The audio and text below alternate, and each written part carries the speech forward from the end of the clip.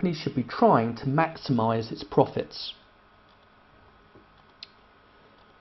One obvious problem with this, in a strategy paper such as this one, is that profit is normally historic. It's the profits that you've made over the past year that you're using to gauge your success. And certainly in this context, profit would not be an adequate performance measure. As Philip Crosby said, if anything is certain, it's that change is certain. The world we're planning for today will not exist in this form tomorrow. Judging your commercial success on the basis that you've had a good year in the past is clearly no guarantee that you're on track to give good returns to your shareholders in the future. But even thinking about profit in terms of forecast profits and your ability to deliver forecast profit growth, profit is still not adequate. And we can draw this out of lecture example 1.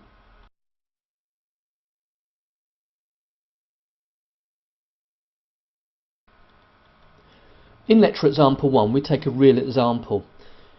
In February 2009, Ryanair announced that they had made heavy losses. But despite this, their share price rose by 2.8%.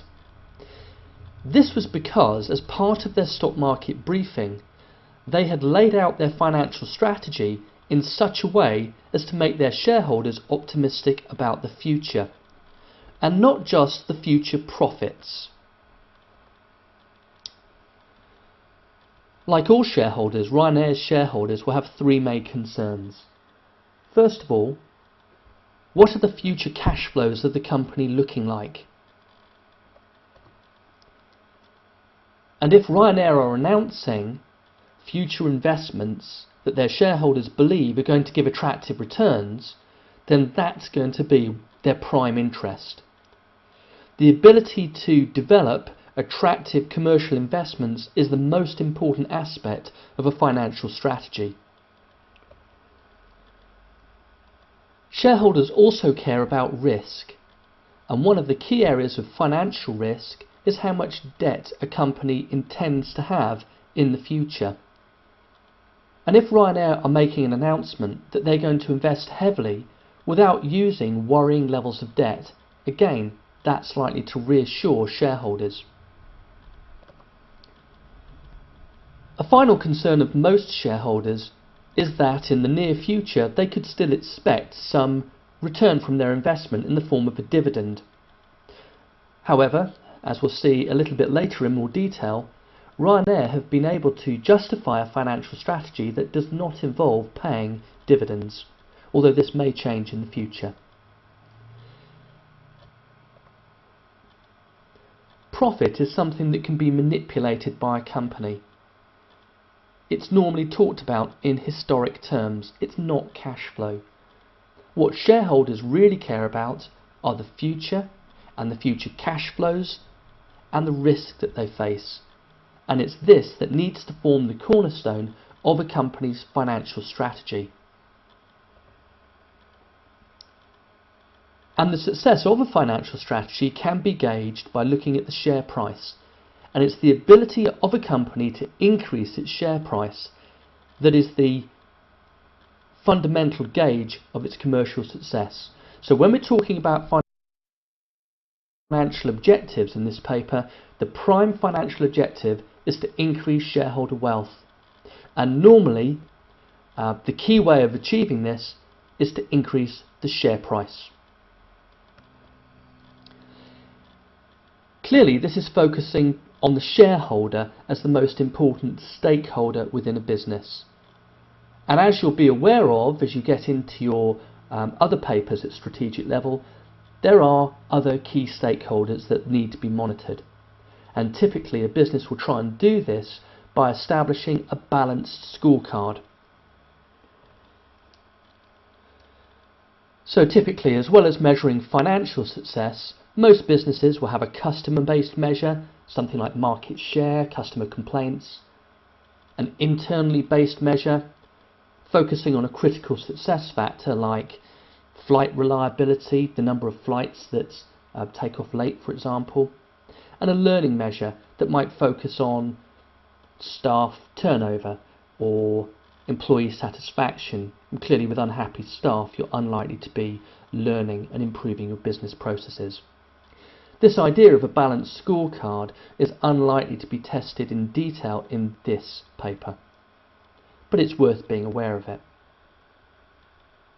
So from this introductory section we can see that the prime financial objective of a for-profit organisation is to maximise its shareholders' wealth, and this is dependent on its ability to present an attractive forward-looking financial strategy. Maximisation of shareholder wealth will be one of its key objectives, and it's fair to say that all businesses will have other objectives, some of which will be non-financial, and this is normally described as having a balanced scorecard approach. Now let's move on to section 2.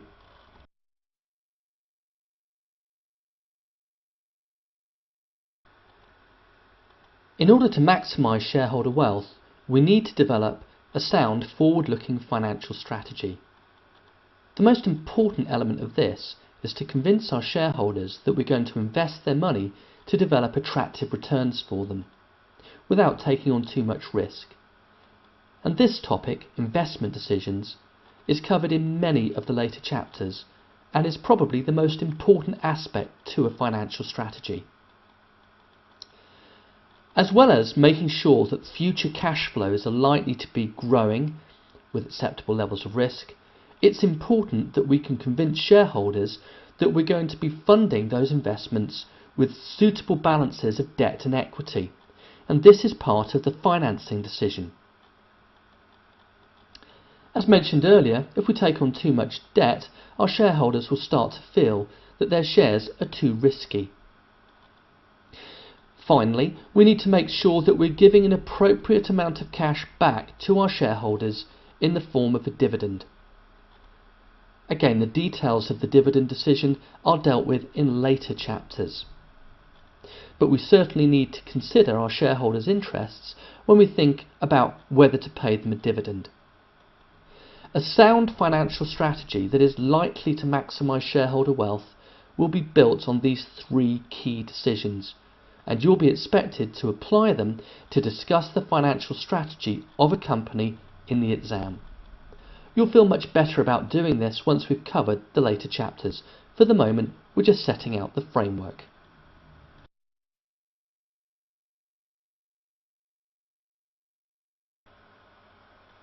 When you're discussing a financial strategy in terms of these 3 key decisions, it will be very important that you appreciate that a decision you make in one area will have a knock-on impact in another. Let's look at this in lecture example 2.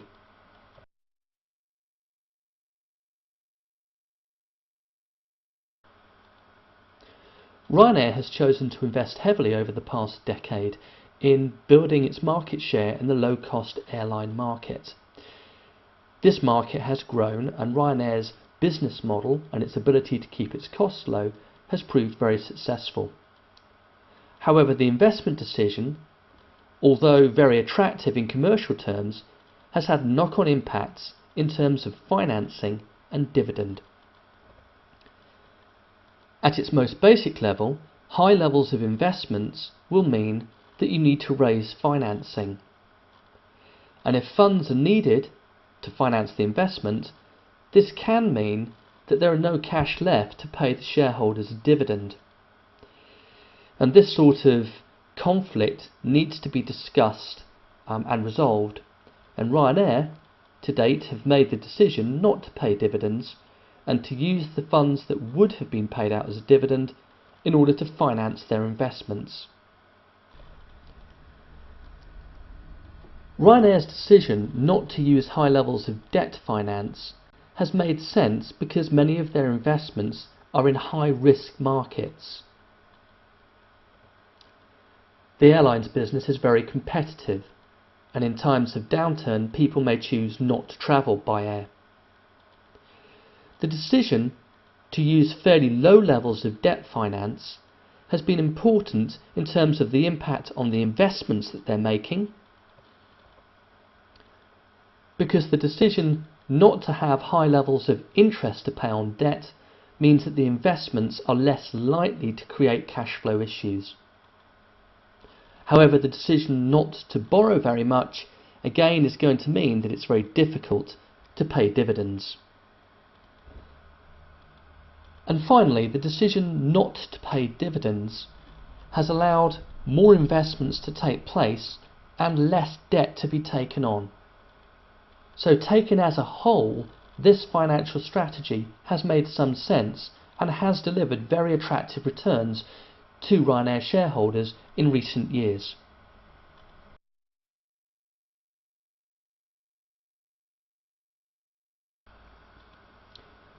Finally, we consider not-for-profit organisations. We only consider these organisations briefly here because you cover them in more detail elsewhere in your strategic level papers. But it is important that you appreciate that for not-for-profit organisations, shareholders are not the primary issue, and instead, not-for-profit organisations will want to make sure that with their limited cash resources, they're maximising the value for money. So this will mean that they're purchasing inputs of appropriate quality, they're making good use of those inputs in terms of maximising output levels, and finally they want to make sure that they're achieving their goals. So for an organisation like a council, it will be important that if they look at an area of their operations like a library, that they're spending funds on their library premises in an economic way by comparison with other councils, that they're with their staff levels, they're satisfying a reasonable number of customers, and finally that customers aren't complaining and that customers are using the library, and customer waiting times for books that they're perhaps inquiring after are at a reasonably low level. The 3 E's, value for money, are unlikely to be tested for many marks in this paper, but are good background knowledge.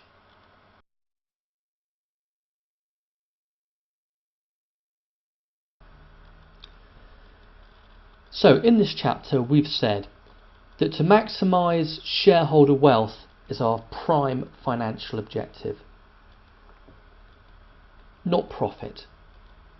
And in order to maximise shareholder wealth, we need a sound financial strategy which will consist of appropriate investing, financing and dividend decisions. And that when you're formulating these decisions, it's very important to realise that one decision will impact on another. And finally, we're going to bear in mind that for not-for-profit organisations, value for money issues are likely to be extremely important. This idea that we are fundamentally trying to maximise shareholder wealth will be placed in a real-world context as we move on to the next chapter.